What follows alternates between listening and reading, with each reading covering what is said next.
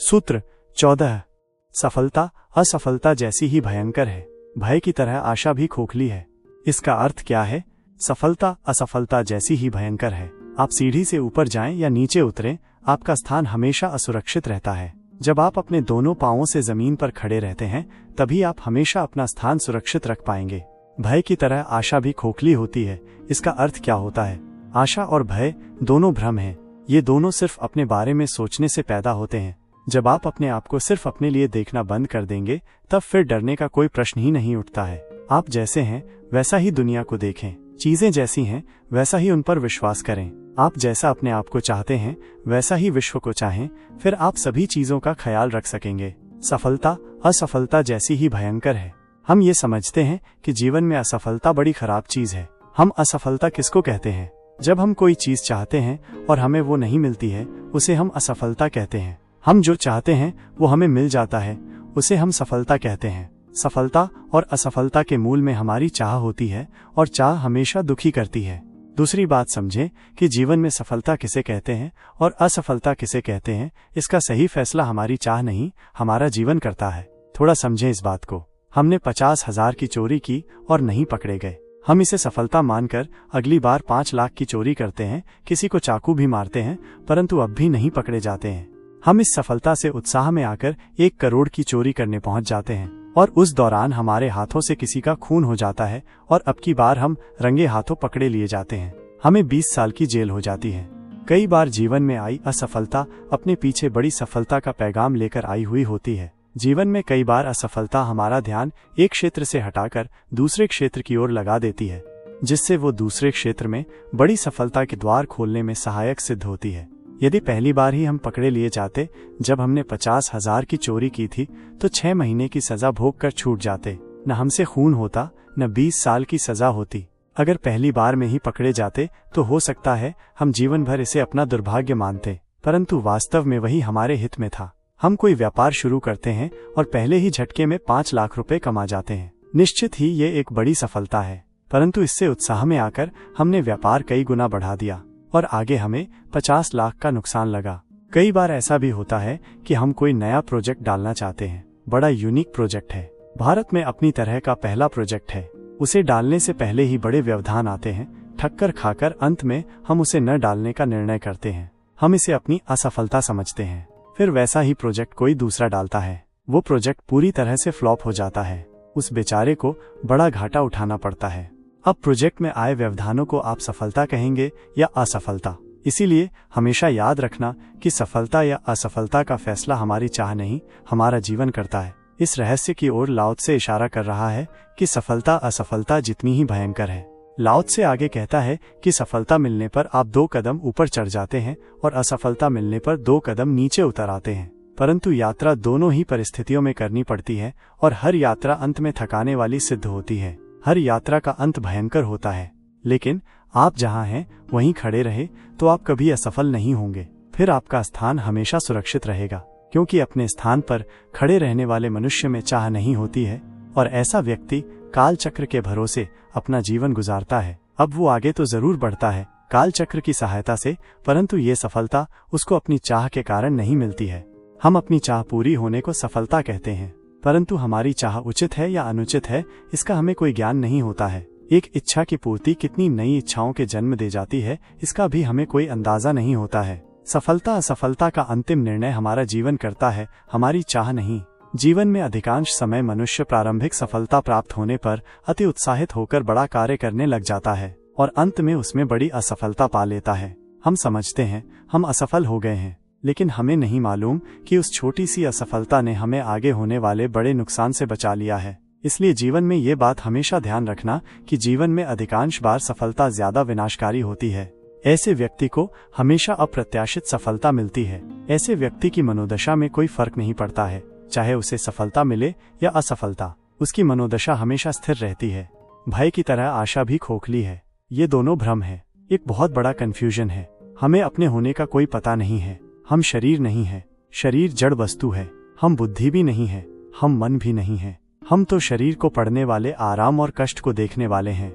हम मन और बुद्धि भी नहीं है, हम मन और बुद्धि में उठने वाले हर विचार को देखने वाले हैं। समझे, हमारे हाथ में चोट लगी तो ये खबर हमारी इंद्रियों ने मन और बुद्धि तक पहुंचाई। मन और बुद्धि को ये मालूम पड़ा कि हमारे शरीर में चोट लगी है, लेकिन मन और बुद्धि में जो संवेदनाएं उठी वो किसको मालूम पड़ी? वो हम हैं। हम सिर्फ देखने वाले हैं। हमारे में कोई तरंग नहीं उठती है, लेकिन हमें अपने इस होने का कोई पता नहीं है और हम शरीर पर लगी चोट और उससे मन बुद्धि में उठी तरंगों को अपना होना मान बैठे हैं। यही हमारा भ्रम है। रोज 2 मिनट खोजें अपने भीतर, आंख बंद करके उस होनेपन को ढूंढें अपने अंदर ही अंदर। एक दिन आपको उसकी उपस्थिति का एहसास जरूर होगा। हर मनुष्य को अपने भीतर खोजना चाहिए उस वस्तु को जो बिल्कुल अपरिवर्तित है। हमने छोटे बच्चे से यहाँ तक की यात्रा की है। हमारा शरीर बढ़ा है। हमने कई कड़वे मीठे अनुभव किए हैं, बहुत सुख दुख झेले हैं। हम अपने आप में बड़ा परिवर्तन महसूस करते हैं, परंतु ये सब हमारा होना नहीं है। हमारे भीतर एक ऐसी चीज है जो वैसी की वैसी है जैसी बचपन में थी। वह न तो बड़ी हुई है न छोटी, उसने न तो दुख झेले हैं न सुख।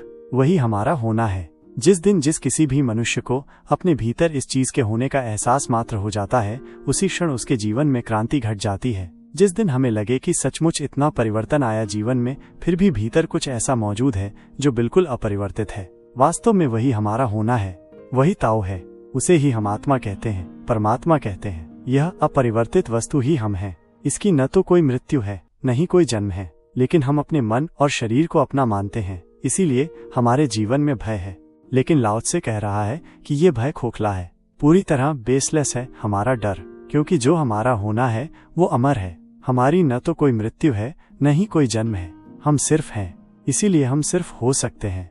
जबकि मन, बुद्धि और शरीर हमारे नहीं हैं और मिटना उनका धर्म है, वे मिट ही जाएंगे। जैसे किसी दूसरे को चोट लगे तो हमें दर्द नहीं होता है, क्योंकि हम दूसरे के शरीर को अपना शरीर नहीं मानते हैं। वैसे ही जिस दिन हम अपने शरीर को अपना मानना बंद कर देंगे, हमें अपने आप दर्द होना बंद हो जाएगा। डर और भय वास्तव में और कुछ नहीं है, हमारा भ्रम मात्र है। क्योंकि हम अमर हैं, हमें मिटाया नहीं जा सकता है, और शरीर मरण धर्मा है, उसे बचाया नहीं जा सकता है। आगे लाओ त्से कह रहा है कि भय की तरह ही आशा भी भ्रम है, क्योंकि हमें जो पाने जैसा है वो हमारा होना है, और जब तक हमारा ये होना है तभी तक सारे खेल हैं। हमारी मृत्यु के बाद कोई हमें कितने ही सुख का आश्वासन दे, उसका कोई अर्थ नहीं रह जाता है, क्योंकि महत्व है जीते जी सुखी रहने का। कोई हमसे 10,000 रुपए उधार मांगे और हमारी मृत्यु के बाद 10 गुना लौटाने का आश्वासन दे, तो हम कहेंगे मुझे क्या पागल समझ रखा है। हमारी सारी आशाएं तब तक महत्वपूर्ण हैं जब तक हम जीवित हैं। हालांकि कुछ पागल लोग मरने के बाद भी स्वर्ग की आशा करते हैं, परंतु सामान्यतः आशा का महत्व हमारे होने तक है। इसका अर्थ यह है कि संसार की किसी भी आशा से ज्यादा महत्वपूर्ण हमारा होना है, और हमारा होना अनंत तक है। आज से लाखों वर्ष पूर्व भी हम थे और करोड़ों वर्ष बाद भी हम रहेंगे। जब इतना विशाल हमारा होना है तो सारी आशाएं व्यर्थ हो जाती हैं। हमारे पास घर है, गाड़ी है, टीवी है, फ्रिज है, पलंग और अन्य फर्नीचर है, परिवार है। इन सब को हम अपना मानते हैं और इन्हीं सब को हम और बढ़ाना चाहते हैं। इन सारी चीजों को हम और मजबूत बनाने का प्रयत्न करते रहते हैं। यही हमारी आशाएं हैं, और हमारी इन आशाओं को ही हम उम्मीद, एक्सपेक्टेशन, एम्बिशंस और न जाने कितने कितने नामों से जानते हैं। लेकिन जरा सोचें कि ये सारी वस्तुएं जिन्हें आप अपना कहते हैं, क्या पूरे 24 घंटे आपके साथ रहती हैं? जब हम ऑफिस पर होते हैं तब क्या हमारे घर का फर्नीचर हमारे साथ होता है? नहीं, उस समय हमारे साथ हमारा स्वयं का होना होता है। हम कुछ समय टीवी के साथ होते हैं तो कुछ समय परिवार के साथ। हम जिन वस्तुओं को अपना मानते हैं उनमें से किसी के भी साथ हम पूरे समय नहीं रहते हैं, नहीं रह सकते हैं। हम जिन वस्तुओं को अपना बनाना चाहते हैं वे भी पूरे समय हमारे साथ नहीं रहेंगी। ऐसा नहीं है कि चीजें मरने के बाद हमसे छूट जाती हैं। वास्तव में सारी चीजें जीते जी ही हमसे बार बार बिछड़ती रहती हैं। घर पर जो सोफा है उस पर जब कोई मेहमान बैठता है तो उसी समय वो सोफा उसका हो जाता है। इस बात पर थोड़ा ध्यान देना कि वस्तुएं कभी किसी की नहीं होती हैं। वास्तव में वस्तुओं पर किसी की कोई मालकियत होती ही नहीं है। वह उपयोग की वस्तु है, और जो भी मनुष्य जिस वक्त भी उसका उपयोग करता है उतने ही समय के लिए वो वस्तु उसकी हो जाती है। वैसे ही हम कहते हैं कि ये हमारे माता पिता हैं, परंतु कितने समय के लिए वे हमारे माता पिता होते हैं? जीवन के जितने क्षण हम उनके साथ गुजारते हैं या फिर उन्हें याद करते वक्त हमारा उनका साथ हो जाता है। हमारे माता पिता आबू घूमने गए हैं और हम ऑफिस में कोई कार्य कर रहे हैं, उस समय हमारे माता पिता आबू के हो जाते हैं और हम ऑफिस के हो जाते हैं। हम जिन्हें अपना प्रिय मानते हैं उनसे भी वास्तव में हम बहुत कम समय के लिए मिल पाते हैं। हमारे अपने होने के सिवाय कोई ऐसी वस्तु नहीं है जो हमेशा हमारे साथ रहती है। वैसे ही हमारा शरीर है, वो भी हमेशा हमारे साथ नहीं रहता है। हम कोई कार्य ध्यान से करते हैं तब सिर्फ हम होते हैं और वो कार्य होता है। उस समय हमारा शरीर हमारे साथ नहीं होता है। हम कोई बड़ी रोमांचक पिक्चर देखते हैं तब हम इतना डूब जाते हैं कि सिर्फ हम होते हैं और वो पिक्चर होती है। उस समय हमारा शरीर गायब हो जाता है। आनंद और दुख के क्षणों में भी ऐसा ही होता है। हमें दिन में बहुत कम समय के लिए ये एहसास होता है कि हम शरीर में कैद हैं। वैसे ही हमारे मन की कोई चिंता या दुख हमेशा हमारे साथ नहीं रहती है। जो दुख कल था वो आज नहीं है, वो भी हमारा साथ छोड़ चुका है। जितनी तेजी से दूसरी वस्तुएं हमारा साथ छोड़ती हैं, उतनी ही तेजी से मन के सुख दुख भी हमारा साथ छोड़ देते हैं। कहने का तात्पर्य यह है कि सारी वस्तुओं, हमारे मित्र शत्रु, हमारा परिवार, हमारे शरीर और मन, सभी से हमारा संबंध कुछ कुछ क्षणों के लिए होता है। हमारे स्थायी साथी हम स्वयं हैं। हम जब सो जाते हैं तब भी हमारा होना नींद के साथ होता है, और जिस रोज नींद में ही हमारा होना चला जाता है उस रोज हम नहीं उठते हैं। उस रोज हम हमेशा के लिए सो जाते हैं। और फिर उन सारी वस्तुओं से जिन्हें हम अपना मानते हैं कभी हमारी मुलाकात नहीं होती है। अब हमारे साथ कोई नहीं होता है, अब हम स्वयं हमारे साथ होते हैं। कहने का तात्पर्य, विश्व की कोई भी वस्तु हमारे साथ स्थायी रूप से नहीं होती है। ऐसा नहीं है कि वे चीजें हमारी मृत्यु के बाद बिछड़ती हैं। जीते जी भी हमें जितनी चीजें मिलती हैं सभी हमसे बिछड़ जाती हैं। हमारे जीवन में हमारी मुलाकात संसार की लाखों वस्तुओं से होती है। मन के लाखों विचारों और हजार तरीके के भिन्न भिन्न भावों से हमारी मुलाकात होती है, परंतु हर वस्तु से हमारा संबंध कुछ क्षणों का ही बन पाता है।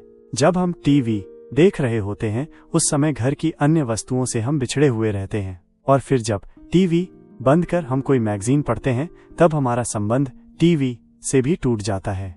मन ने आज कोई चिंता पकड़ी है तब हमारा संबंध उस चिंता से रहता है, परंतु दूसरे दिन जब हमें कोई खुशी पकड़ लेती है तब वो चिंता हमसे बिछड़ जाती है। कहने का मतलब, जरा गौर से देखें तो जीते जी जितनी भी चीजों से हमारा संबंध बनता है उनसे जीते जी ही हमारा संबंध टूट भी जाता है।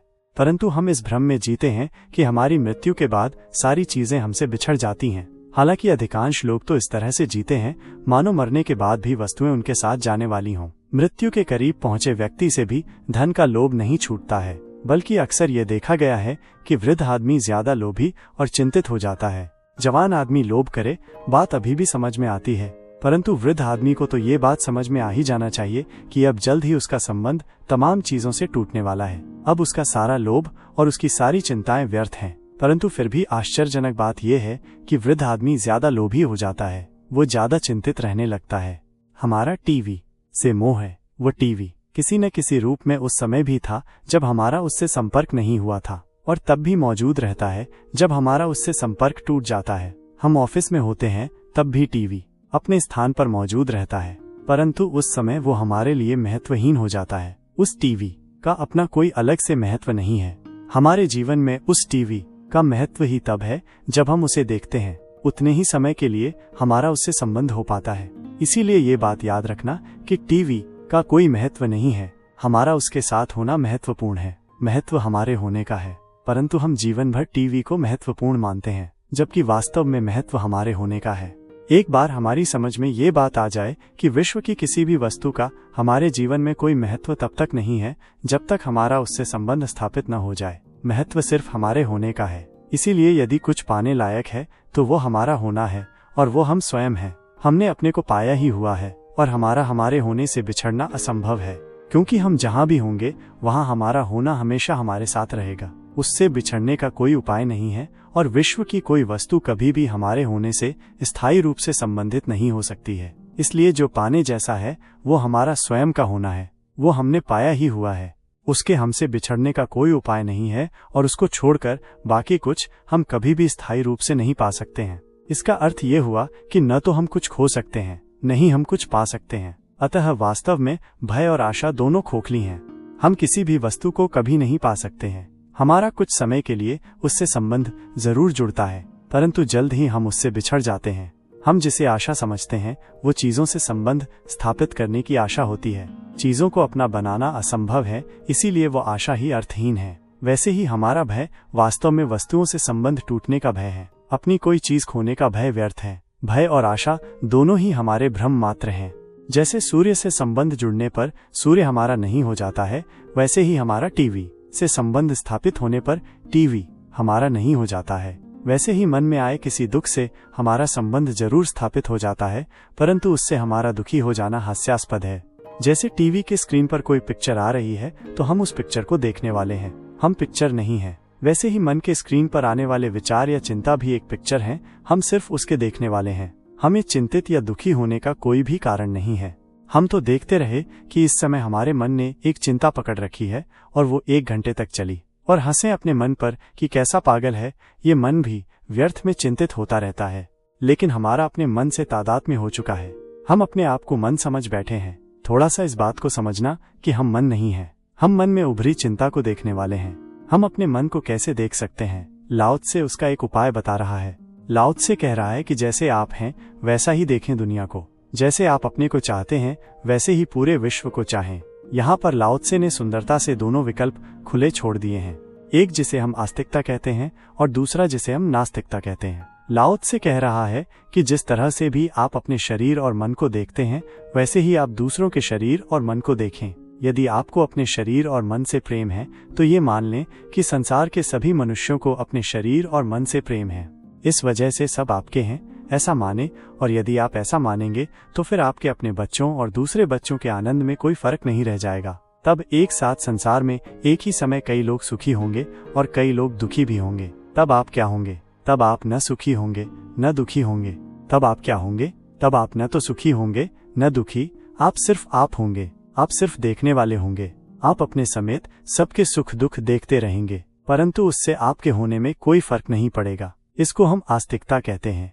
दूसरा मार्ग है नास्तिकता का। इसमें आप अपने मन और शरीर को अपना नहीं मानते हैं, इसीलिए आप दूसरों के मन शरीर को भी उनका नहीं मानते हैं। जैसे आप सिर्फ हैं वैसे ही दूसरे भी सिर्फ हैं। इन हालतों में भी आप सिर्फ देखने वाले हो जाते हैं। अंतिम परिणाम दोनों का एक ही है, दोनों ही सूरतों में आप सिर्फ देखने वाले हैं।